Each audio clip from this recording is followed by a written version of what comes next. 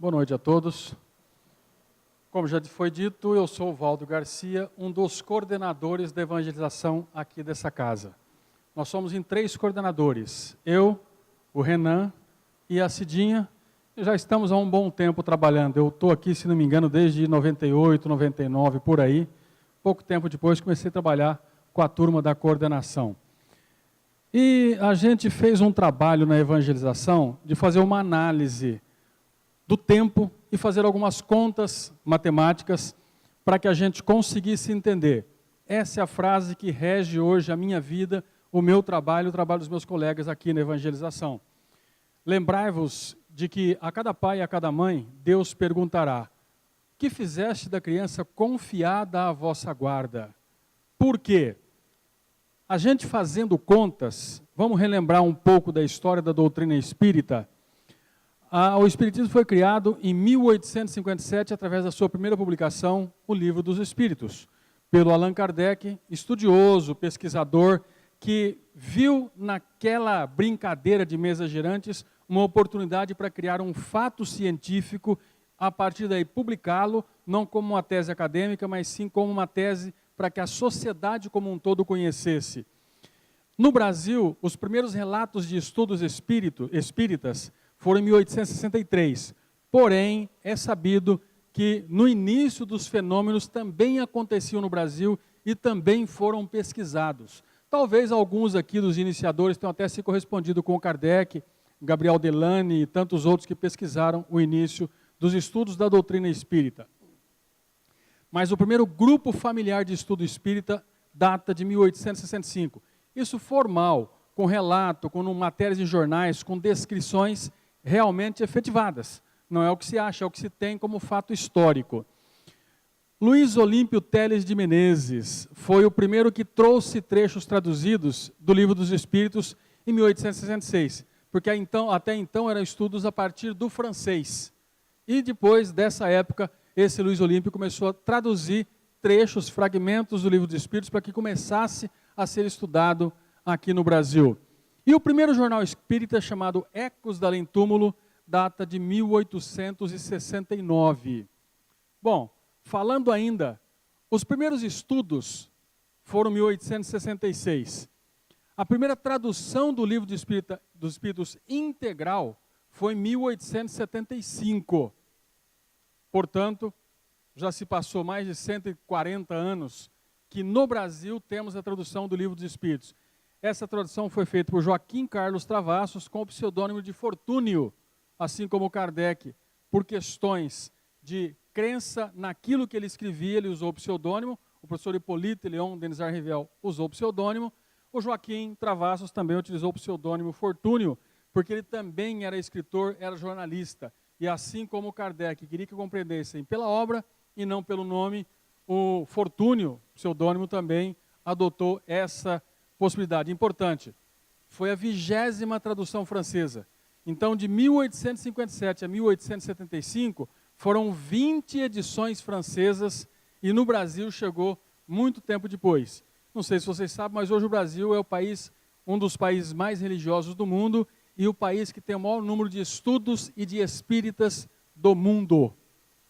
Começamos com um atraso bom, depois da 20ª edição, e já ultrapassamos todo mundo com relação a estudos, com relação à vivência na doutrina. Claro, vamos pensar nos desencarnes de pessoas importantes no processo da doutrina espírita. Dr. Bezerra de Menezes desencarnou em 1900. Nós temos também Batuíra, outro grande estudioso, grande divulgador da doutrina espírita, desencarnou em 1909. Eurípides Barçanufo desencarnou em 1918. E Karl Schutel, 1938. Meu pai tinha apenas 2 anos quando ele desencarnou e eu nasci muito tempo depois do meu pai jovem. A fundação da USE data de 1947. Só que a USE, a fundação dela, não foi alguém que falou, vamos fundar uma união a partir do nada. Já existiam casas espíritas por todo o Brasil, que começaram a criar as entidades regionais, estaduais no início, e depois culminou na criação da União das Sociedades Espíritas Brasileira. Então, isso levou a estudos mais profundos, mais elaborados e mais, principalmente, detalhados da doutrina espírita. Por que a gente fala muito sobre essas datas? Nós temos os primeiros espíritas, seguidores daqueles primeiros iniciadores, que estudavam para valer por volta de 1900 até 1950. Nós podemos imaginar um período de erraticidade, ou seja, entre uma reencarnação e outra. O espírito desencarna agora, por volta de 50, 100 anos. Alguns relatos mostram isso, não é exceção nem regra, são algumas reencarnações que têm esse período de 50 até 100 anos de erraticidade. Então, quem desencarnou por volta de 1900, que já foi amigo do Dr. Bezerra de Menezes, que tenha desencarnado 100 anos depois, reencarnou em 2000. Quem é um espírito mais evoluído, que estudou um pouco mais, que aprendeu um pouco mais, desencarnou em 1950, se viveu 50 anos no período de erraticidade, obviamente, em 2000 também, estava reencarnando. Então, nós temos como relato de pessoas que já reencarnaram, espíritos espíritas, porque eu nasci num berço espírita, família do meu pai espírita, família da minha mãe católica. Fiz primeira comunhão, batizado, crisma, todos os processos por respeito que meu pai tinha à família da minha mãe.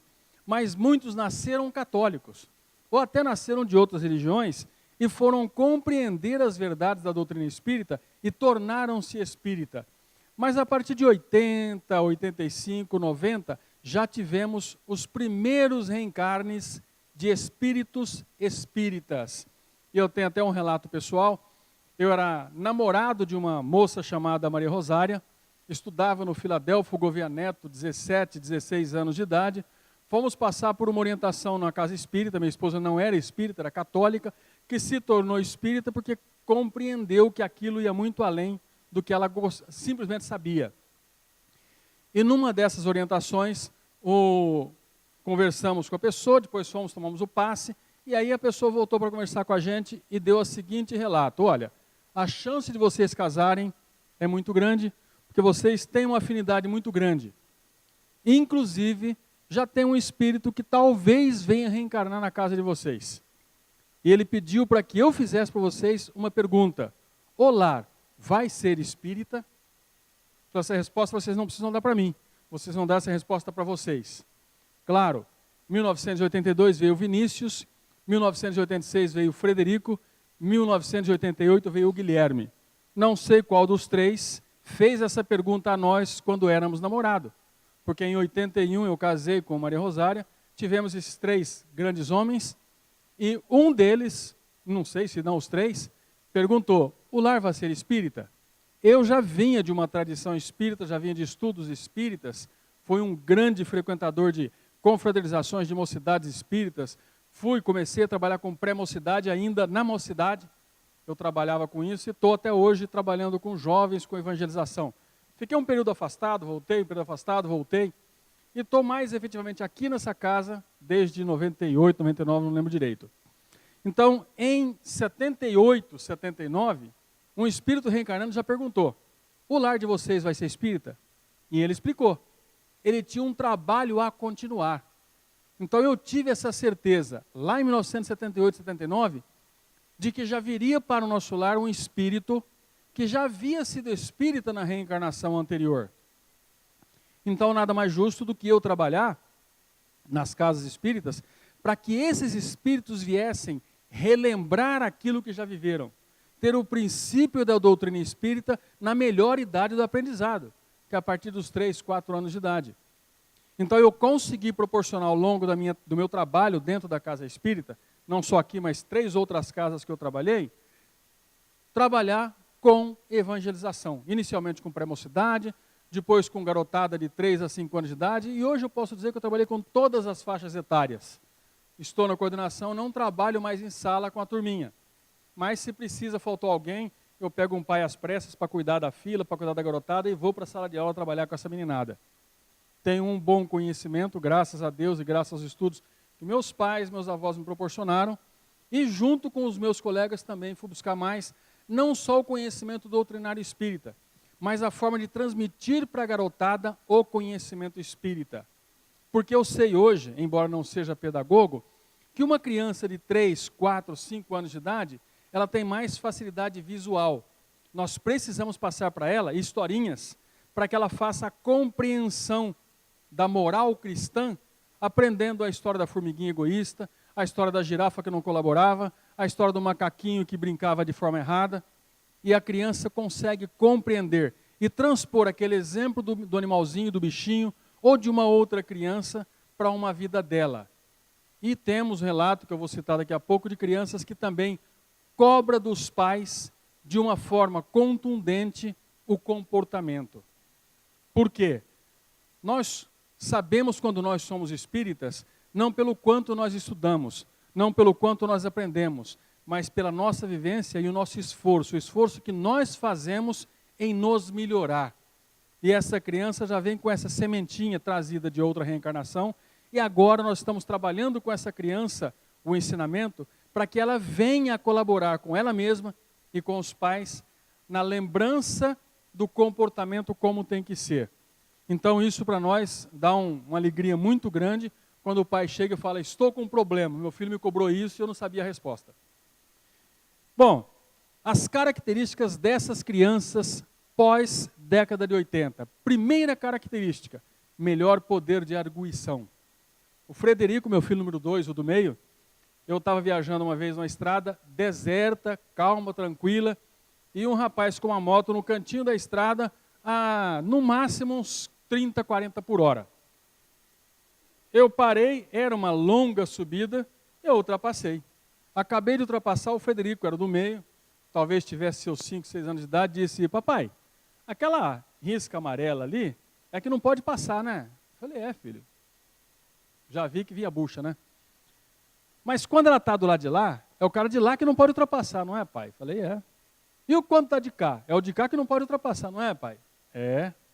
Mas por que você ultrapassou a moto quando a faixa estava contínua? Eu falei: ó, Frederico, a subida é longa, a moto estava muito devagar, foi uma ultrapassagem, embora errada a ótica da lei, foi com segurança, porque o meu carro tinha muito mais velocidade e muito mais facilidade de ultrapassar. Fiz nesta condição. Não faria se a moto estivesse na velocidade normal, não faria se fosse um carro, e não faria numa subida mais curta que não desse total visibilidade. Então eu tinha uma explicação, uma justificativa, ele falou: ah, tá bom. Só que ele percebeu ao longo da nossa convivência no trânsito com todo mundo, que eu não gosto de transgredir as leis. Até uma vez ele brincou comigo, falou assim, depois já de grande já, falou: pai, vira aqui, faz o balão aqui. Eu falei: não pode, filho, eu vou ter que fazer o contorno na quadra, fazer o balão. Pai, faz isso pelo menos uma vez na vida. Eu falei: não preciso. Eu posso dar a volta e contornar para não correr riscos e não transgredir a lei. Então, o exemplo que a gente vai dar e o exemplo que eles vão nos cobrar, a gente tem que prestar atenção. Porque eu aprendi a não fazer determinada coisa porque não. Eu aprendi que eu tinha que fazer determinada coisa porque sim. Nem o Vinícius, nem o Frederico, nem o Guilherme aceitam porque não ou porque sim. E agora, graças a Deus, temos uma neta em casa, filha do meu filho mais velho, com 8 anos de idade, que o não para ela, o porque não, porque sim para ela, é expressão proibida, ela cobra. E essa garotada também não aceitam, como eu disse, isso. Nem porque sim, nem porque não. Você tem que justificar, explicar o motivo pelo qual ela tem que passar por aquilo, ela tem que fazer aquilo, ou o motivo pelo qual ela não pode fazer aquilo. Claro, alguns vão dar aquela experimentadinha. Alguns vão dar aquela brincadinha. Vão tentar transgredir alguma regra que o pai ou a mãe criou. Mas muitos compreendem e não transgridem, principalmente se a regra é incutida algum risco. Então essa garotada nos traz casos, relatos e histórias. Algumas eu vou dividir com vocês. Então nós tivemos um caso muito interessante do Gabriel, 6 anos de idade, na sala da Cidinha. A Cidinha escrevendo na lousa o tema da aula, aí ela resolveu perguntar para a turminha, 6 e 7 anos de idade, se alguém tinha ideia do que era poluição espiritual. O Gabriel levantou a mão e falou: tia, eu acho que eu sei. Foi no canto da lousa, desenhou algumas pessoas, desenhou uma nuvem e disse: tia, se a gente tem pensamento ruim, o nosso pensamento pode se comunicar com os pensamentos dos outros e levar uma coisa ruim para os outros. E explicou mais algum detalhe, Quer dizer, o Gabriel, com 6 anos de idade, deixou a Cidinha, a Amparo e outra professora que estava na sala, boquiaberta, porque ele deu uma aula sobre emanação fluídica negativa. Não foi esse o termo que ele utilizou, mas foi exatamente isso que ele explicou. E é claro, vem a trágica pergunta, né? Gabrielzinho, onde você aprendeu isso? Não, tio, eu não sei onde eu aprendi, mas é assim, acertei, é isso mesmo? E de fato era. Ela só teve que explicar, colocar os termos corretos para que eles compreendessem. O Cadu, 4 anos de idade, um domingo de manhã, entra uma senhora com uma criança de 4 anos, me procurou, eu sempre fico para lá e para cá, né, circulando, pegando criança, já me chamaram de pescador de criança aqui na casa, e a mãe entrou, a criança já foi, encaminhei para a sala, entrou na sala, tchau, a mãe perguntou, será que ele vai ficar quietinho na sala? Falei, só tem um jeito de saber, deixa ele lá, depois a gente vai ver como é que vai ser. Ficou quieta, assistiu a aula inteira, participou da aula, aí a mãe me chamou num canto, depois, enquanto fica o passe até a criançada sair, falou, vou te falar uma coisa importante. Eu sou católica da Renovação Carismática. Nunca tinha vindo no Centro Espírita. E o Cadu me falou alguns dias atrás que queria ir no Centro Espírita. Eu perguntei qual? O que é Centro Espírita? Não sei, eu quero ir no Centro Espírita. Como ela mora aqui na Redondeza, domingo de manhã veio aqui, parou o carro na Jorge Tibiriçá. A hora que ela virou a esquina, ele olhou e falou, nossa mãe, é aqui que eu queria vir. Entrou pela porta, foi para a sala de aula com a minha orientação, participou, foi embora como se fosse um dia perfeitamente normal para ele. E a mãe pediu explicação. De onde ele tirou essa ideia? Falei, olha, nós temos uma religião que tem mais de 150 anos. E essa casa espírita completou o ano passado 90 anos. Ele está com 4 anos. Então a chance dele ter sido espírita numa reencarnação anterior, e mais ainda, ter frequentado essa casa, é muito grande. Então ele só está vindo aqui reencontrar um ambiente que ele já conheceu, reencontrar um estudo que ele já participou, que ele já fez. É uma grande chance. Não digo que seja nem que não seja, mas existe uma grande possibilidade do Cadu ter frequentado essa casa e estudado doutrina espírita no princípio dessa casa aqui. São 90 anos de atividade. Quem sabe ele foi um dos fundadores da casa, talvez. Nada impede que ele tenha sido alguém que começou algum trabalho aqui pela singularidade do comportamento dele aqui dentro desta casa. Então, é isso que eu entendi. O Pedro, um garoto de 10 anos de idade, com um princípio de mediunidade juvenil, a mãe, preocupada com isso, trouxe ele até aqui e nós demos orientação. Ele tinha um detalhe, ele não conseguia dormir. Ele via monstros à noite, acordava gritado, assustado, mas voltava a dormir, acordava de noite assustado. E eu sentei com a mãe e com o pai e expliquei o princípio da doutrina espírita, a comunicabilidade, a erraticidade. Expliquei com detalhes para a mãe, em 30, 40 minutos, claro, poucos detalhes, né? O princípio da comunicação e o princípio da mediunidade. E o Gabriel falou, então isso que acontece comigo? Tempos depois, voltei a conversar com a mãe do Gabriel, e a mãe perguntou para ele dias depois, filho, ele dormia mais tranquilo, e a mãe perguntou, você está vendo ainda os monstros que você via? Eu estou, mas agora eu sei o que é. Agora eu entendo o que acontece comigo.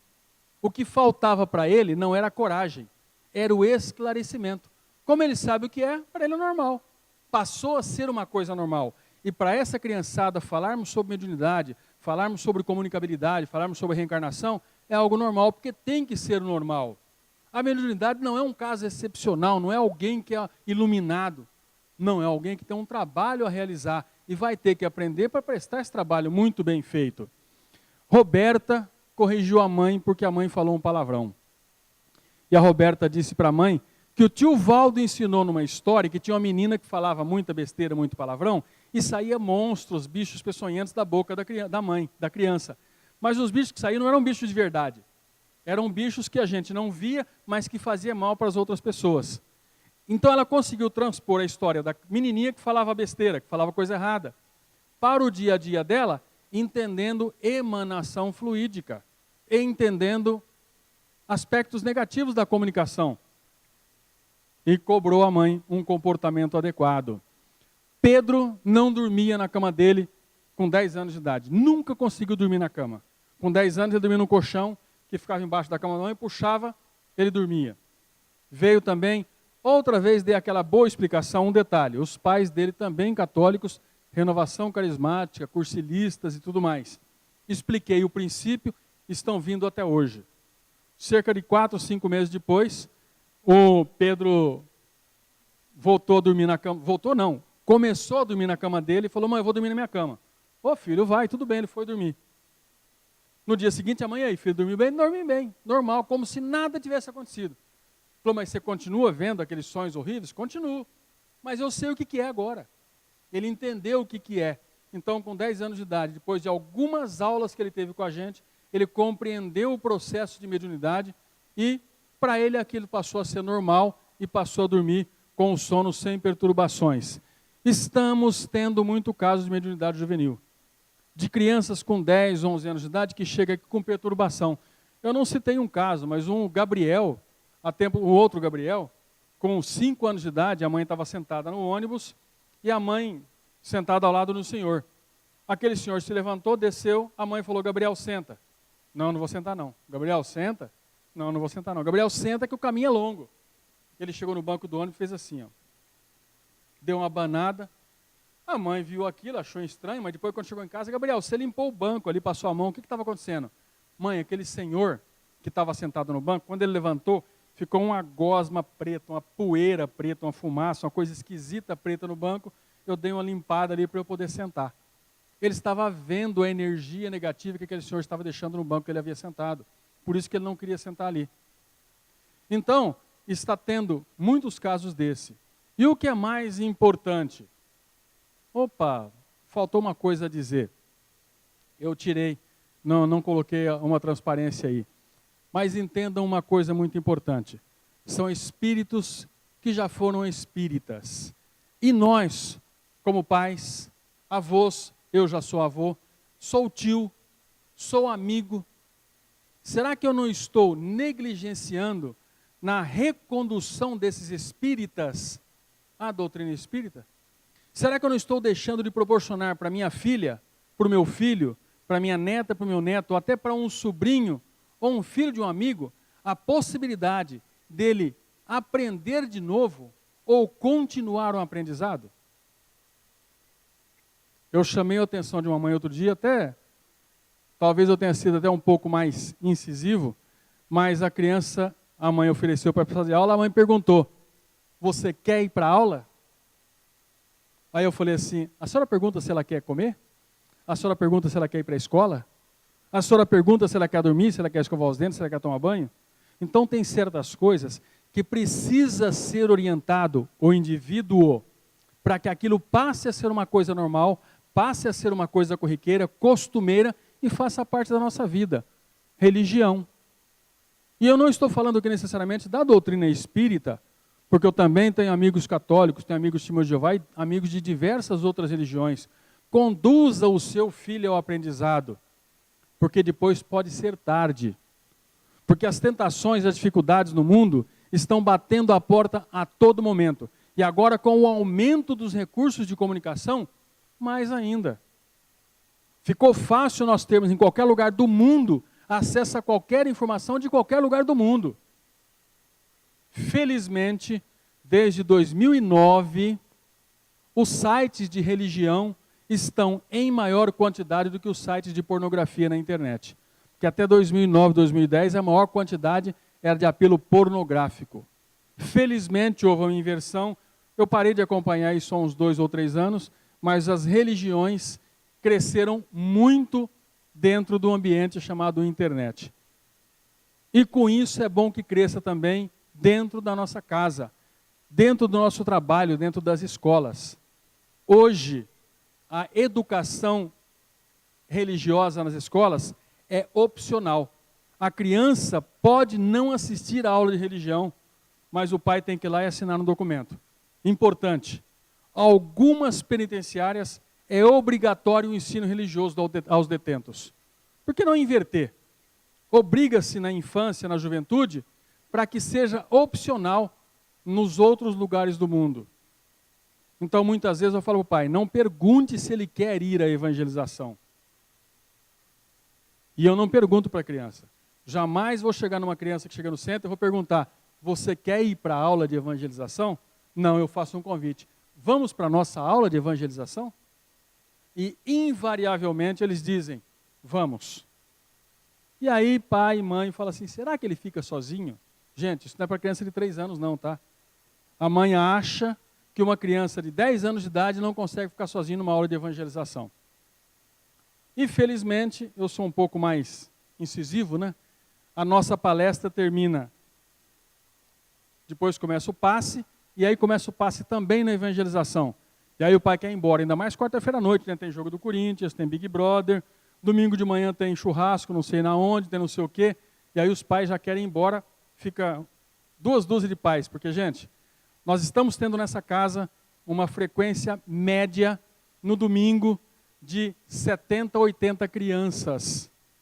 Estamos tendo na quarta-feira 50 a 60 crianças. Felizmente esse número está só crescendo e estamos começando desde 3 semanas atrás, também na terça-feira. Na quarta e no domingo são mais salas de aula e temos mais tempo para estudo. Na segunda, terça e quinta, menos tempo, mas o programa temário é o mesmo. O aprendizado dos evangelizadores é o mesmo. E fica aqui aberto também o convite. Se alguém se sentir com vontade de transmitir conhecimento doutrinário às crianças, pode me procurar, que nós vamos a receber de braços abertos, vamos ensinar como dar aulas e, se for preciso, ensinamos até doutrina espírita. Que eu falo para quem chega até nós, que eu não estou preocupado se quem quer ensinar sabe ou não. Pode ser aprendido. Eu prefiro quem tenha boa vontade do que quem tenha conhecimento se eu tiver que escolher. Claro, bom os dois, né? Mas se alguém tiver boa vontade, quiser trabalhar com criança, primeiro, é um trabalho extremamente gratificante. E a partir de 3 semanas atrás, da segunda semana de março, nós começamos um trabalho muito diferente que está dando um resultado assustador. Evangelização de bebês. Crianças com 6 meses, 3 meses, 10 meses, 1 ano, senta no tatame e aprende espiritismo, religião, Deus, Jesus. Começamos com 5 crianças, claro, a mãe participa, o pai participam. No domingo último tinha 12 crianças na sala de aula, sentada no chão, engatinhando, mas prestando atenção ao que o tio e a tia falavam. Porque quando a gente está falando com uma criança, nós não estamos falando com um bebê, nós estamos falando com um espírito milenar. E que a chance dele ter sido espírita, como eu já disse, numa reencarnação imediatamente anterior, é muito grande. Então, não vamos negligenciar na promessa de um mundo melhor, na realização de um mundo melhor. Vamos trabalhar para um mundo melhor. Conto com vocês, conto com todos. E os espíritos novos ou espíritas antigos também contam com todos vocês. Uma boa noite.